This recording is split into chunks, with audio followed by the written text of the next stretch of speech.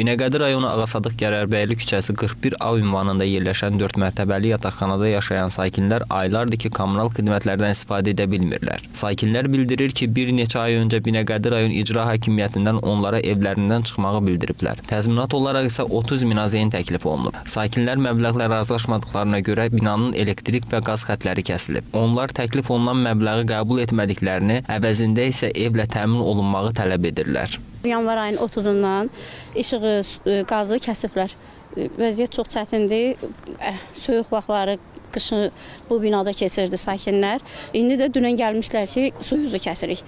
Vaxtilə burada 60 yaşında, 70 yaşında insanlar var. Baş tikinti idarəsində bütün cavanlıqlarını qoyublar, bu evi alıblar. Hamının sənəti, orderi, özəlləşdirmə.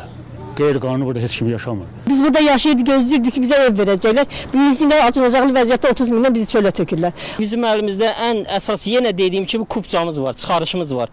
Bu bizim özəl mülkümüzdür. Bu mülkü bizim haqqımızı, hüququmuzu heç kəs əlimizdən ala bilməz. Məsələ ilə bağlı Binəqədi rayon icra hakimiyyətinə müraciət etdik.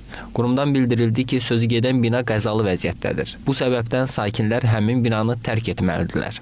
Binəqədi rayon icra hakimiyyətinin əməkdaşı Leyla Quliyeva bildirib ki, Nazirlər Kabinetinin qərarına əsasən dövlət tərəfindən maliyyə ayrılmağına baxmayaraq sakinlərin bir qismi binanı tərk etmək istəmirlər.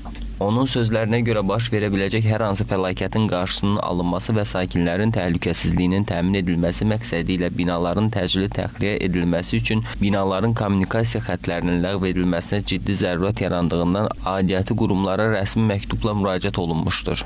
Yaranan vəziyyətlə bağlı sakinlər məhkəməyə müraciət ediblər. Problemin həlli yaxın günlərdə məhkəmənin qərarından sonra həllini tapacaq. Fərid Yusifov, Rizvan Əkbərli, APA TV.